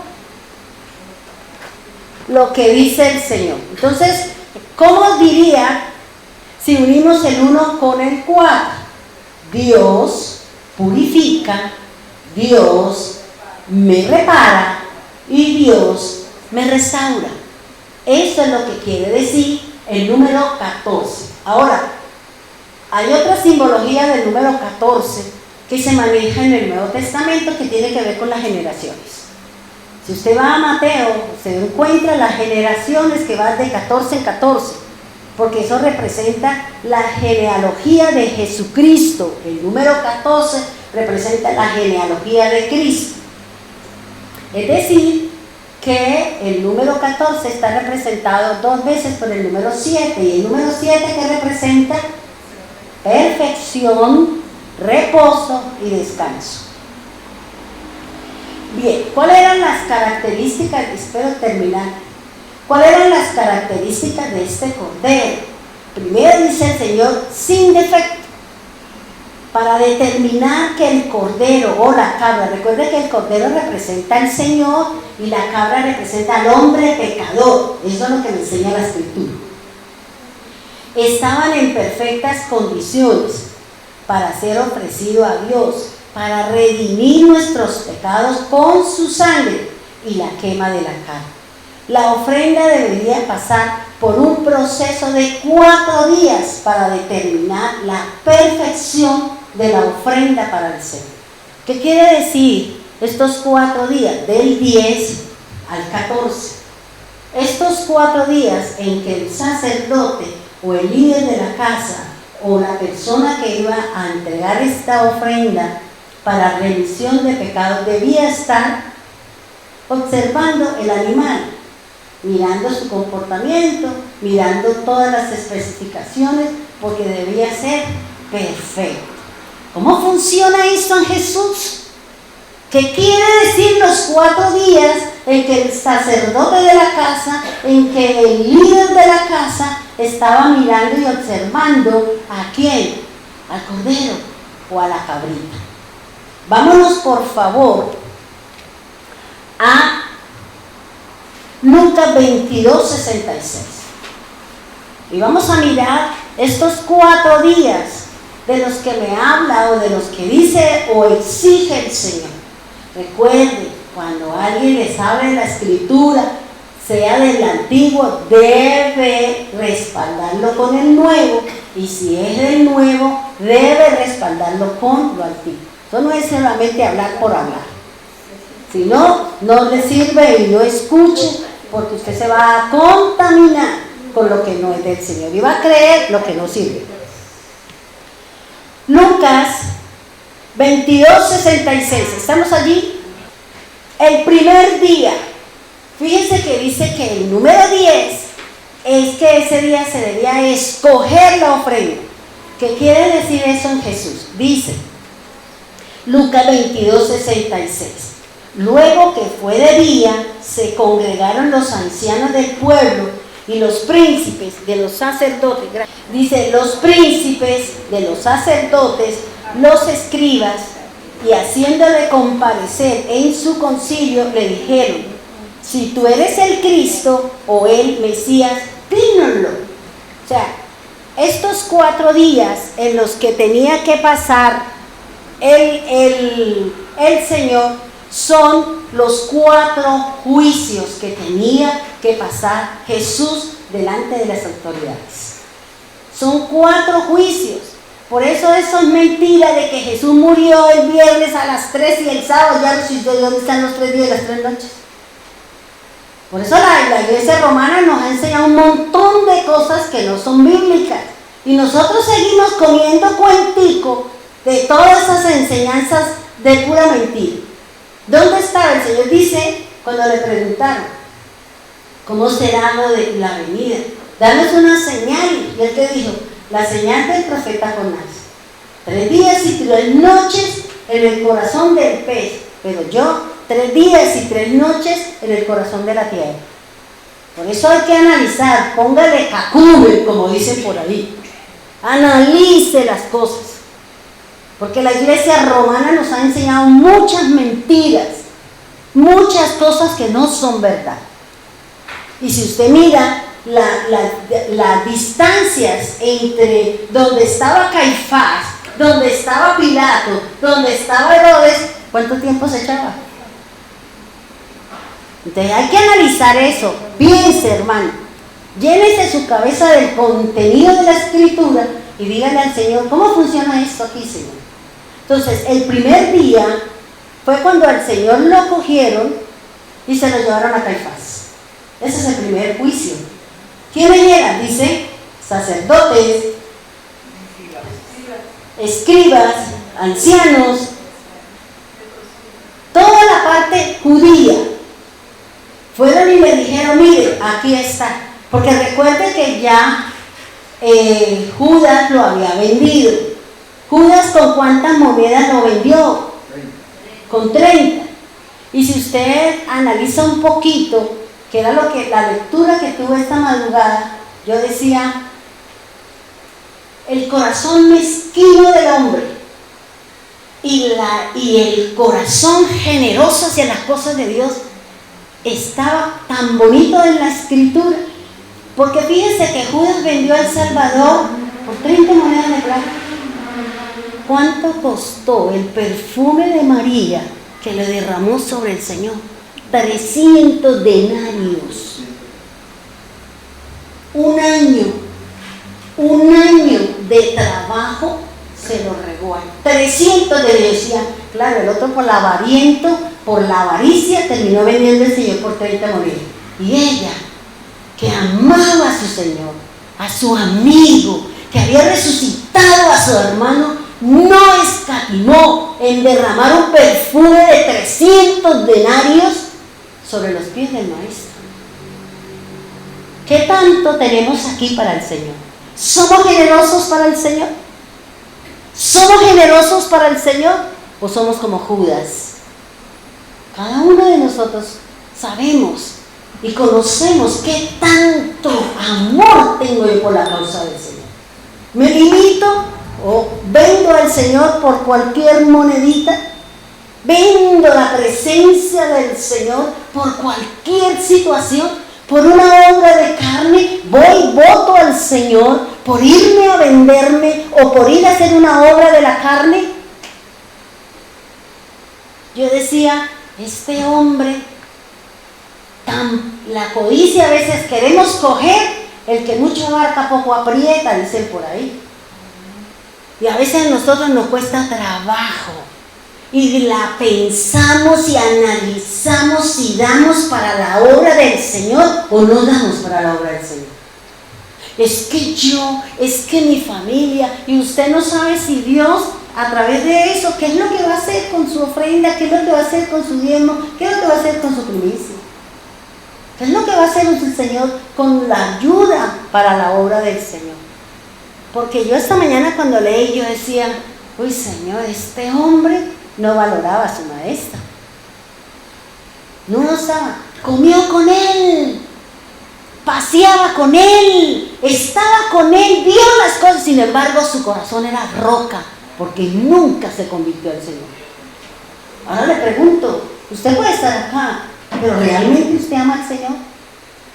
Amamos al Señor, le entregamos al Señor lo mejor, el mejor tiempo, la mejor oración, lo mejor para el Señor. O yo soy como Judas, cada uno de nosotros sabemos. Y cada uno de nosotros el Señor va a decir, ¿qué es lo mejor? Por eso el Señor dice, lo mejor es para mí. Lo mejor es para mí. Y a nosotros nos cuesta trabajo. ¿Les parece que fuéramos, no sé si hay alguno aquí de Zapatoca, que toca darle en el codo para que abra la mano? Yo digo porque yo estudié en Zapatoca. Dice que el primer día, los 4 días significan los 4 juicios a los que el Mesías estuvo expuesto antes de que se dijera, no tiene pecado, no ha cometido fallas, no ha cometido culpa, es libre, es limpio, nada lo condena. Debía pasar por estos 4 personajes. El primero fue por Caifás, y la palabra Caifás significa burlarse, ridiculizar y menospreciar. Lucas 23:1, por favor. Vamos a mirar el otro juicio. ¿A dónde lo mandó Caifás? Y ese fue el segundo día. Fíjense que la Biblia es muy clara. Vuelvo y le repito. Eso no fue todo en el mismo día, porque eso hay tiempo entre encuentro y encuentro. Por eso se habla de 4 días. Dice Lucas 23:1, y levantándose todo el congreso, ¿le llevaron a quién? Ese fue el segundo día. ¿Delante de quién estuvo? De Pilatos. Y la palabra Pilatos significa, dice que el Mesías, Pilato significa apretado estrechamente, y Pilato significa firme. Entonces va el segundo. El primero es ¿quién? Caifás. El segundo es Pilatos. Ahora vámonos para Lucas 23:7. Y cuando entendió que era jurisdicción de Herodes, lo remitió al mismo Herodes, que en aquellos días se encontraba ¿en dónde? En Jerusalén. Entonces, ¿qué dice Herodes? Bueno, ¿y qué es lo que le están diciendo? ¿Qué hablan? No, o sea, unas razones sin piso. No, que iba a destruir el templo y lo va a armar en 3 días. No, que es que estaba hablando en contra de la ley. O sea, no tenían razones, no tenían argumentos. ¿Para qué? Para poder condenar al Señor. El tercero, ¿quién era? Herodes. Y la palabra Herodes significa héroe.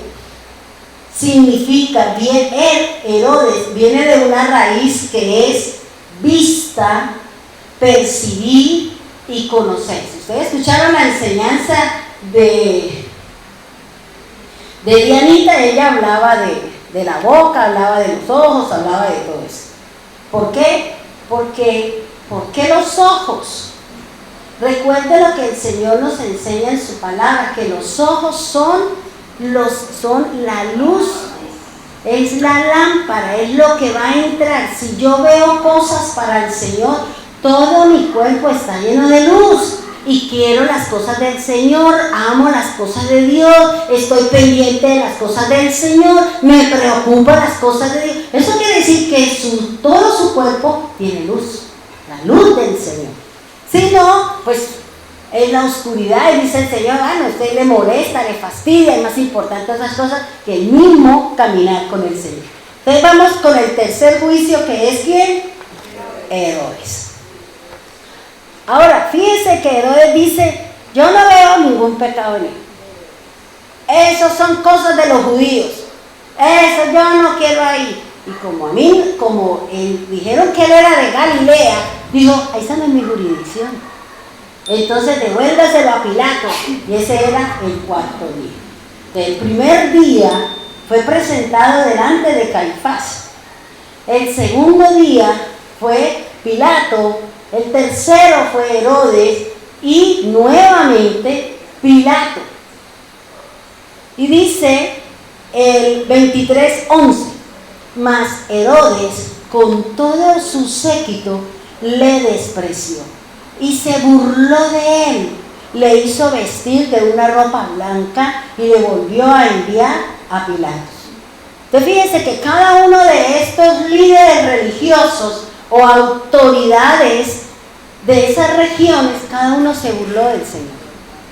Y ellos dijeron, yo no encuentro una razón de peso, ¿para qué? Para darle la muerte. Yo no le veo nada. Entonces, ¿qué? Salvaron su pellejo diciéndole, devuélvaselo a Pilato. Dice así Lucas 23:14. Les dijo, vosotros me habéis presentado a este hombre como alborotador del pueblo. Y he aquí que habiéndole yo interrogado en presencia vuestra, ningún delito he hallado en él de los que ustedes le acusan. ¿Qué estaba diciendo ahí Pilato? Es perfecto, exacto. No hay un delito, no ha cometido falta alguna, no ha cometido un pecado. Y sin embargo, yo no lo condeno.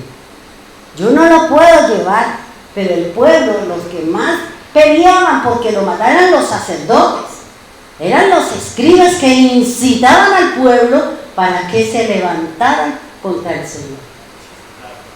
Y por eso lo dice la Escritura. Dice en el 15, dice, pero tampoco Herodes, puesto que lo remitía a él, y por el hecho se ve que no lo juzgó digno de muerte. Entonces, vámonos para Lucas 23:22.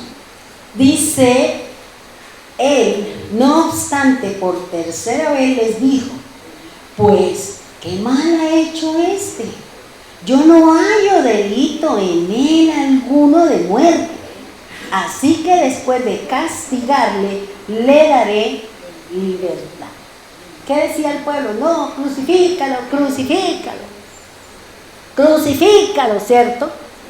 ¿Por qué? Porque los fariseos, los sacerdotes, tenían temor. ¿Por qué? Porque la misma Escritura dice que los sacerdotes, los fariseos y los escribas, es decir, la parte sacerdotal, habían perdido sus seguidores.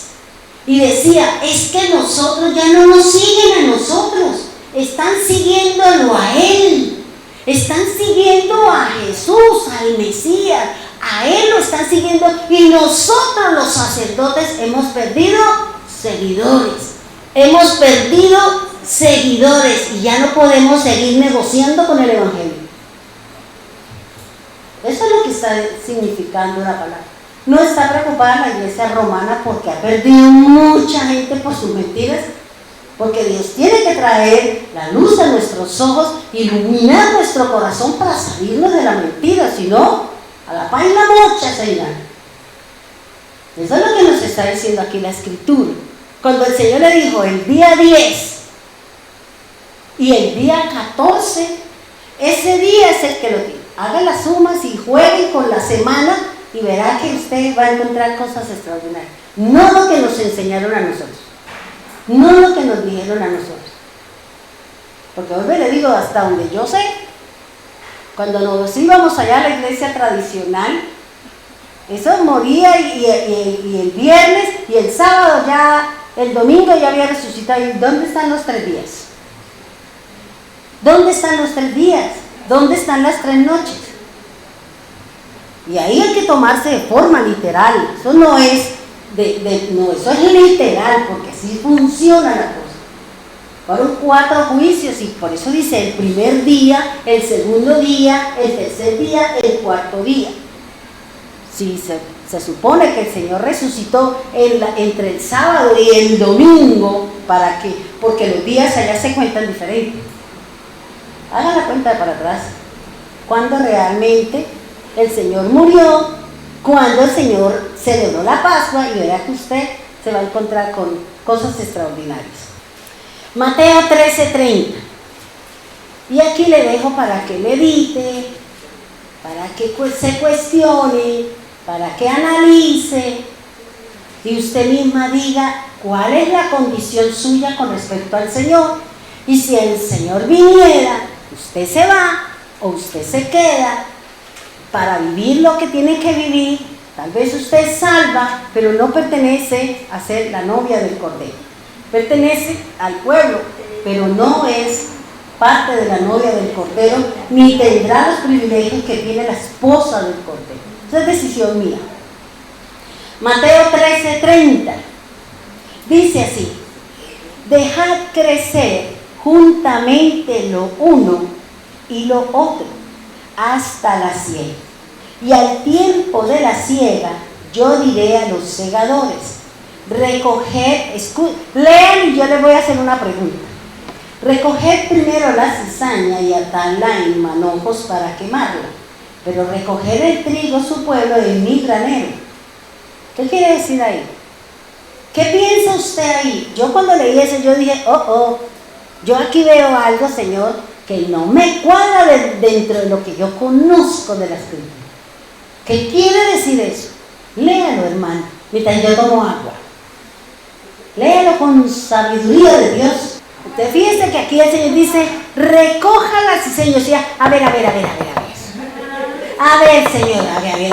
¿Y cómo es? ¿No es que nos vamos nosotros primero? Y entonces aquí, porque usted está diciendo que va a recoger el malo, que va a recoger el impío, que va a recoger... ¿A qué se refiere eso? ¿Qué es lo que me quiere decir a mí el Señor cuando Él está diciendo, dejad crecer juntamente lo uno que es lo bueno y lo otro que es lo malo hasta la siega? La siega es el fin del siglo, ¿cierto, Chío? Sí, la siega es el fin del mundo, ¿cierto? La siega es el tiempo que lo van a recoger según lo que se haga. Dice, el tiempo de la siega, yo le diré a los segadores. ¿Quiénes son los segadores? Los ángeles. Recoged primero la cizaña y atadla en manojos para quemar. Luego recoged el trigo, es decir, el pueblo, en mi granero. ¿Cuándo se recoge el trigo? En junio, ¿cierto? En la fiesta del Pentecostés. Dice, en mi granero, y el granero es el cielo. ¿Qué me quiere decir aquí? Aquí vamos a trabajar una palabra, cópiela ya para que usted no se le olvide y se acuerde de que, ¿qué es lo que quiere decir el Señor? Que va a recoger primero la cizaña. Y yo decía, Señor, pero yo tengo otra idea, pero es que esto es otra cosa muy distinta a al concepto que yo tengo. Dice, dejad. Fíjense que esta palabra dejar es una orden, ¿cierto? Es un verbo que indica una acción, que indica una orden. Pero esta palabra dejar en el griego significa perdonar, significa permitir, significa quedar, salir, abandonar y remitir. Tremendo, ¿sí o no? Dice, pero viene de una raíz, que esa raíz significa fuera de, lejos de algo cercano. ¿Dónde está el reino? Acá.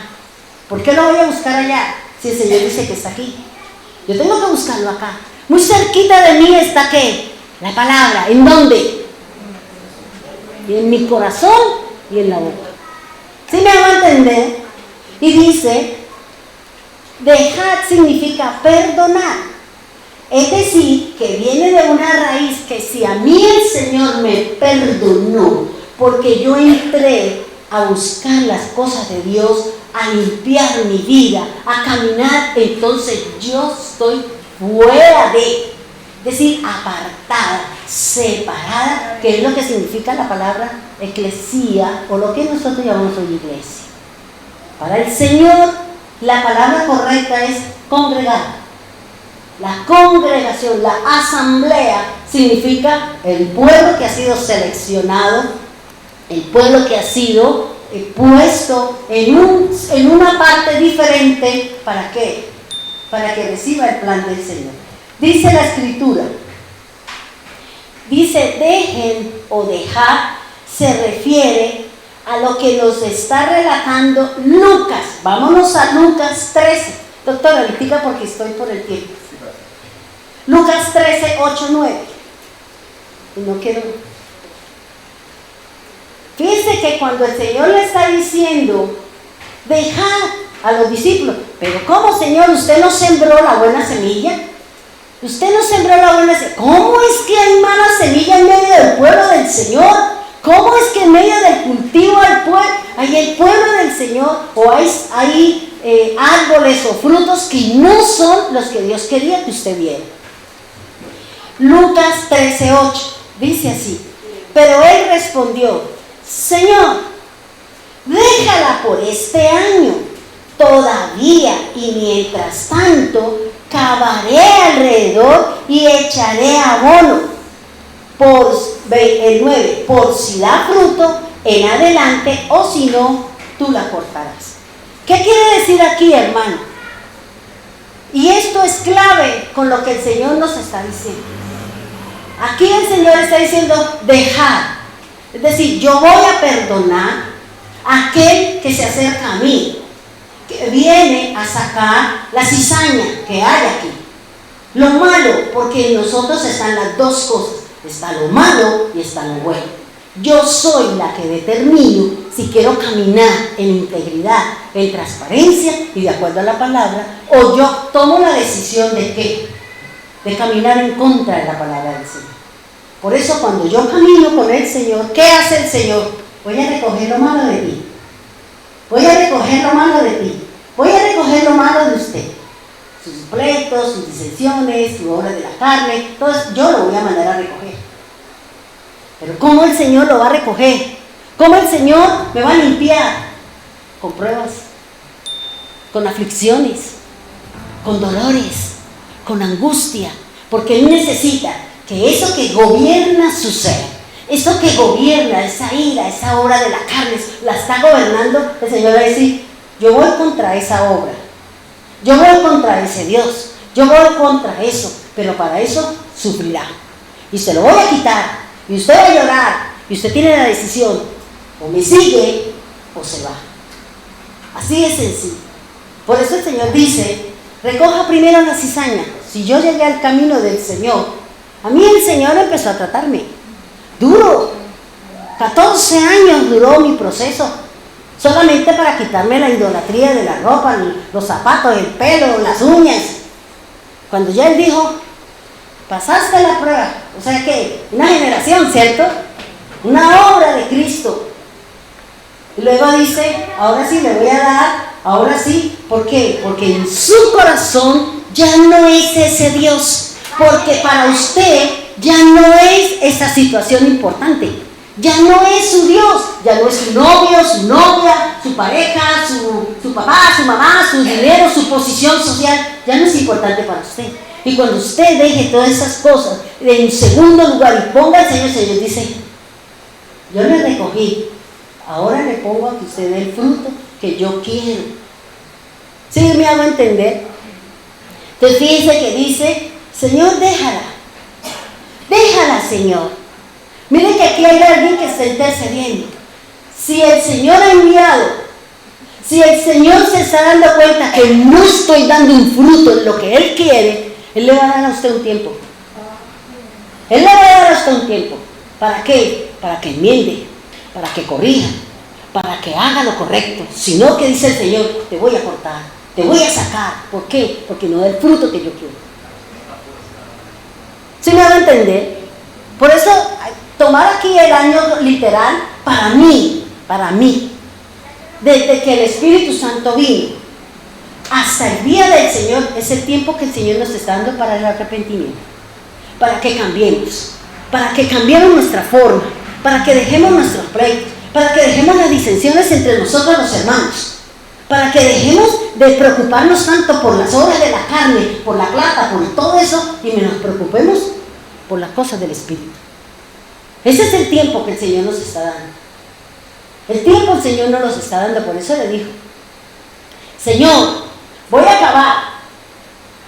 Le dice, déjela un año, déjela un añito, y yo voy a prestarle un cuidado especial a esa rama o a ese árbol que no ha dado fruto. Déjeme cavar, déjeme ahondar, déjeme tratarla. ¿Para qué? Para que dé fruto. Pero si usted, Señor, ve que en ese tiempo usted nos ha dado la oportunidad de cambiar, de enmendar, de corregir, y usted no lo quiere hacer, espere el hacha que está puesta en su raíz. Porque así lo dice la Escritura. Así lo dice la palabra. Dios lleva 2023 años dándonos el tiempo para que el hombre cambie sus acciones, para que nosotros cambiemos nuestra forma y nuestra manera de ser entre nosotros y hacia Dios. No podemos dar buen fruto si no tengo una bonita relación con la palabra de Dios, porque la palabra no es mi juez. La que me juzga a mí es la palabra. La que me impone a mí los límites para que yo no avance a cometer delitos y pecados es la Escritura. Jesús dijo, yo no vine a condenar, yo no vine a juzgar, yo vine a salvar a aquel que está perdido, aquel que tiene cizaña, aquel que está hundido. Y Él viene a sacar la piedra, el espino, y a ponerla en el camino. Eso es lo que quiere el Señor.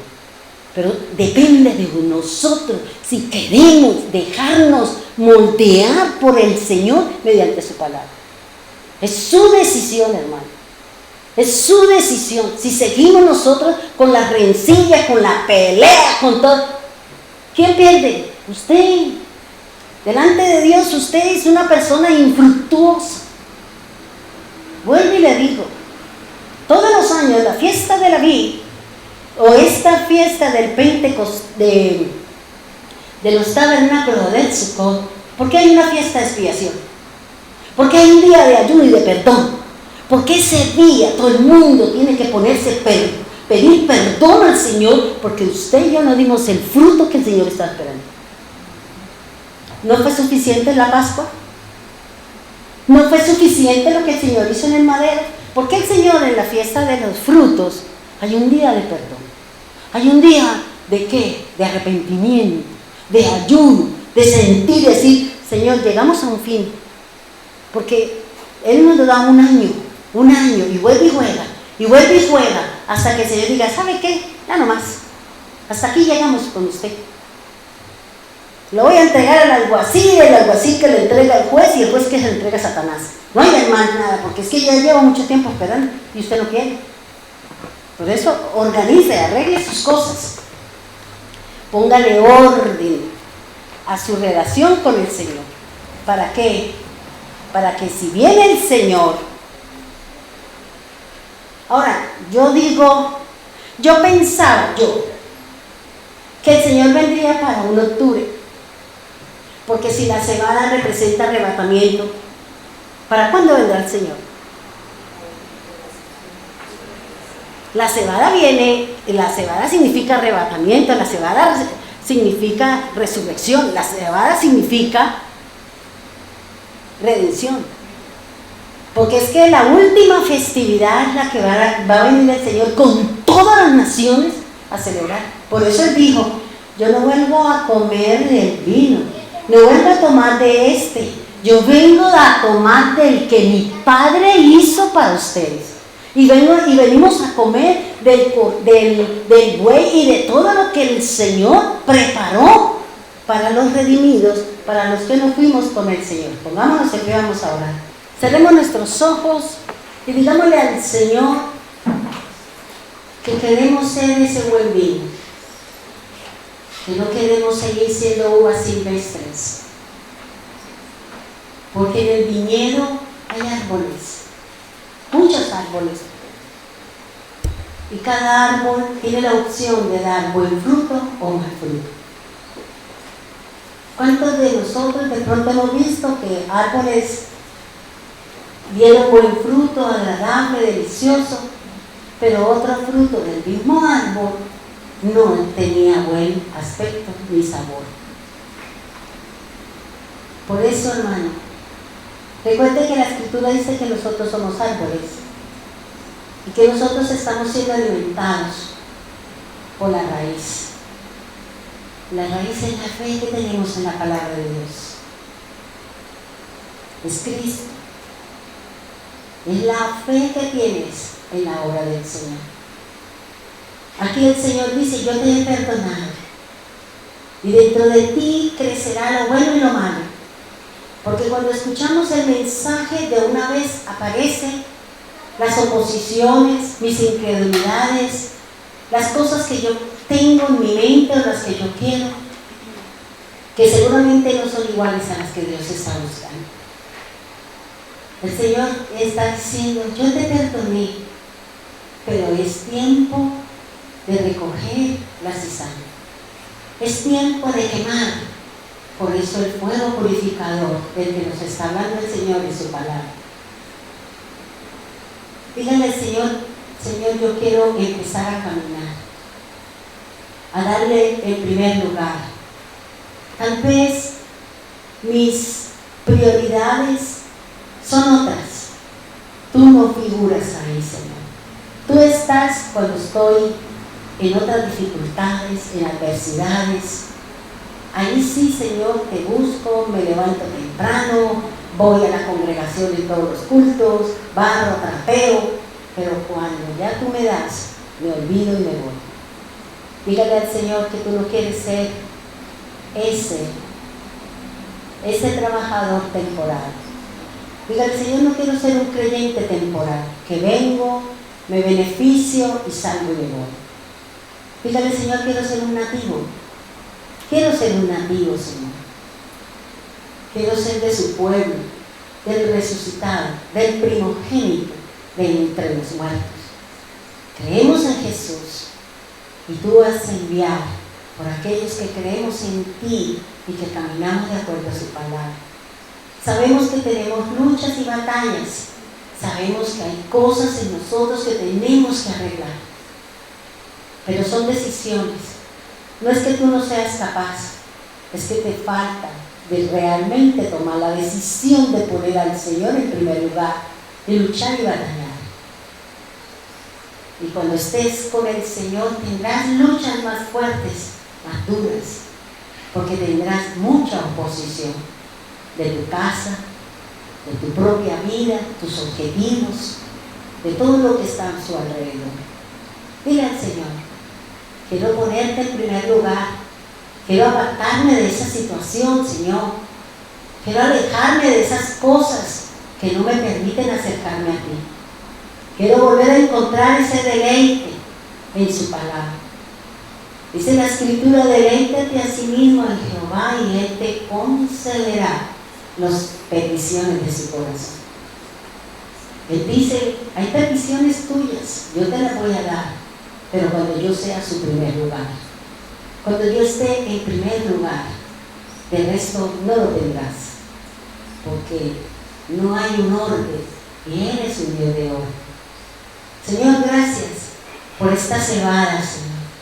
Gracias por esa Pascua, Señor. Gracias, Señor, porque ya no es la circuncisión de la carne, es la circuncisión de mi corazón. Es el cambio. Es ese reino que tú tanto nos habla en su palabra, que el reino tiene similitudes, que el reino se parece a. Dígale al Señor: yo quiero, Señor, yo quiero que el reino tuyo se manifieste en mí. Y vuelvo y le repito lo que me enseña la Escritura, que el reino son los cambios que se producen dentro de usted: la paz, la tranquilidad, el sosiego, el no preocuparse tanto por lo terrenal como debe ser la parte espiritual. Dile al Señor que tú vas a tomar esa decisión, que tú vas a ponerlo a Él en primer lugar. Tú dijiste, Señor, tú colocaste un pacto, un nuevo pacto, Señor. Y ese nuevo pacto estaba representando la Pascua, Señor. El pan y el vino, Señor. La palabra, la sangre, la redención, la cebada, el arrebatamiento, la primicia, porque Jesús se alimentó, comió de la Pascua. Y luego Él dice, no volveré a comer de ella, hasta el reino venidero. Y Él se estaba refiriendo a la tercera y última de las festividades que nos dice la Escritura. Gracias, Señor. Gracias, Dios, por la enseñanza y por la palabra. Gracias por los que están aquí, Señor. Hoy vamos a hacer ese pacto, Señor. Hoy vamos a hacer la señal del pacto. Y la señal del pacto es el pan y es el vino. Porque tú dijiste, Señor, que tú eras el nuevo pacto. En Él, en el resucitado, aquel que fue y dejó lo natural, lo terrenal, lo diabólico, allá en la tierra. Y ahora que creemos en Él, somos espirituales. Empezamos a luchar y a batallar por salirnos del mundo y entrar en lo espiritual. Y seguir al primogénito, al unigénito, al que tiene la primogenitura. Ese, Señor, es al que queremos. Gracias, Dios. Gracias, soberano Cristo. Señor, bendecimos la mesa que está servida para aquellos, Señor, que quieren comer y beber y hacer memoria de ese pacto, de ese cuerpo que representa su carne y de este vino que representa la sangre como redención, como perdón de nuestras fallas y delitos, Señor. Gracias, Dios amado. Gracias, Dios eterno. En el nombre poderoso de Jesús. Amén y amén.